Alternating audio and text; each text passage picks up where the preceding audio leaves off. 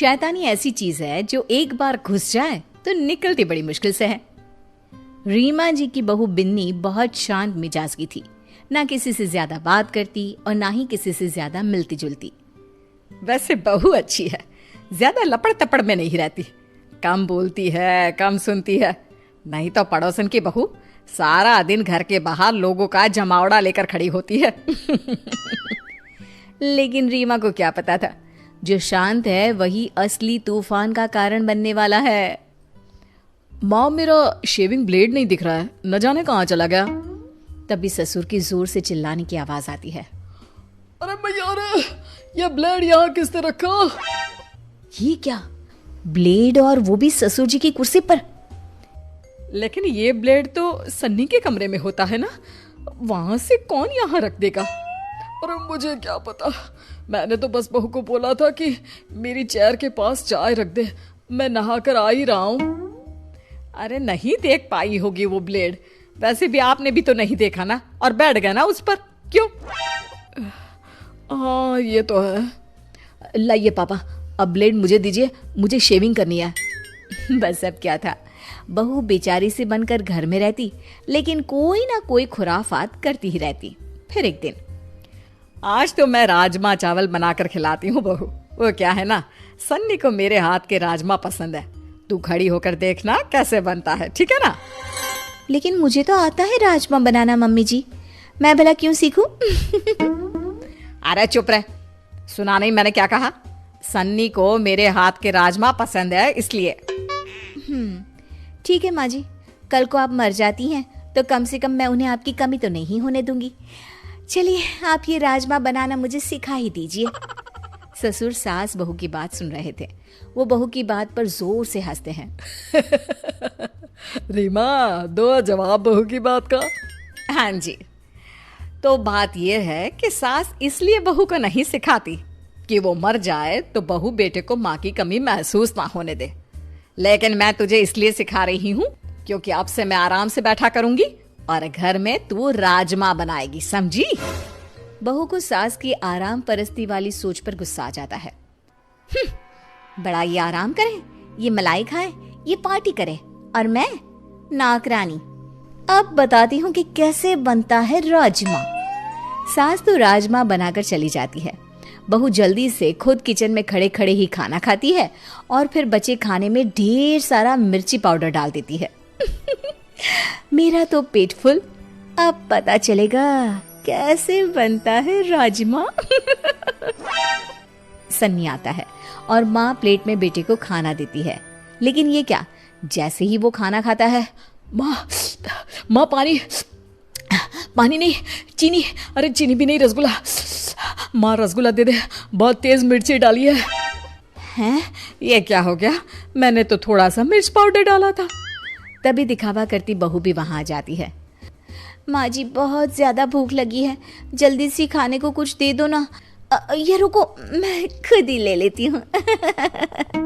हाँ तो खुद ही ले लेना, इसमें करने की क्या जरूरत है? वो माँ जी इसलिए क्योंकि वो क्या है ना, आप ही ने तो कहा था कि मैं आपसे बिल्कुल ऐसे ही राजमा बनाना सीख लूं, तो जब तक खाऊंगी नहीं पता कैसे चलेगा कि कैसे बनाना है, कैसे बने हैं क्या? अरे नहीं नहीं, तुम रहने ही दो, तुम मत खाना, बहुत सारा मिर्च है इसमें, और प्लीज ऐसे राजमा तो बिल्कुल मत बनाना। सास को बहुत गुस्सा आता है कि बेटा ऐसे कैसे बोल रहा है, भाई कल तक तो ऐसे ही राजमे को उंगली चाट चाट कर खाया करता था, लेकिन फिर भी ये सवाल रह गया कि मिर्च आई कहाँ से? बहू, मैंने तो राजमे में मिर्च बहुत कम डाली थी, फिर कहाँ से मिर्ची आई? क्या है माँ, उस पर शक क्यों कर रही हो? अरे वो क्यों करेगी? और माना कि जलन के मारे वो ऐसा कर भी दे तो वो क्या खुद खाने की जिद करती? क्या माँ, उम्र हो रही है तुम्हारी। माँ भी समझ जाती है कि उसकी उम्र तो हो रही है, लेकिन मिर्च इतनी ज्यादा। खैर, बहू की शैतानियां तो बढ़ती ही जाती है।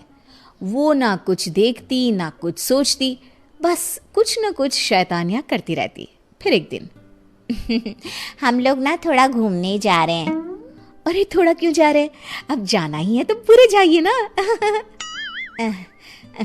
मजाक कर रही हैं आप? अरे नहीं नहीं, क्यों, हम क्यों मजाक करेंगे? बड़ी मजाकिया हैं आप। अच्छा सुनिए ना, कल से हम लोगों के बगान में पानी दे देना ना। और हाँ, वहाँ कोई भी पौधा मरना नहीं चाहिए, नहीं तो क्या है? एक तो मदद करेंगे, ऊपर से धमकी। अरे ना जी ना, ये बर्दाश्त नहीं होगा। बहू को बुरा लग जाता है, या यूं कहे कि पड़ोसन और सास के बीच की नोक झोंक के बीच उसके मन का खुराफाती दिमाग जाग जाता है। फिर अगले रोज पड़ोसन के घर जाकर बहू सारा बाग तहस नहस कर देती है, गेट के अंदर गाय छोड़ देती है और सारे गमले तोड़कर घर जाकर सो जाती है। हे भगवान, अपने घर का काम कम है, जो पड़ोसन नई ड्यूटी देकर गई है उनके पेड़ों को पानी डालने की। अब तो होगा बवाल पूरा वाला। सास पानी की बाल्टी लेकर जैसे ही पड़ोसी के घर जाती है, पर ये क्या, सारा का सारा बगीचा तो अब है सही वक्त पड़ोसन को फोन कर देती हूँ कि भाई सासू माँ लेकर तो गई थी बाल्टी में पानी, लेकिन लग रहा है आपका सारा बाग बर्बाद करके आई है। बहू पड़ोसी को फोन कर देती है, वो सारा दोष सास पर लगा देती है और फिर आपने तो कल ही देखा था कैसे सासू माँ ने आपको कहा था, वैसे सासू माँ को ना ऐसा नहीं करना चाहिए था।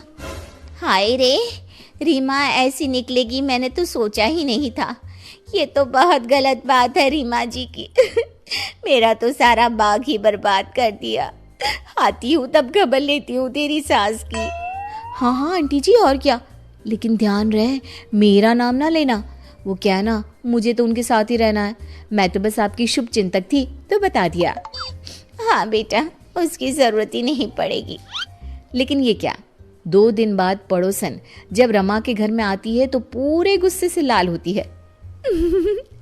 मजा आ गया, आज तो सासू माँ की ऐसी की तैसी होना तय है।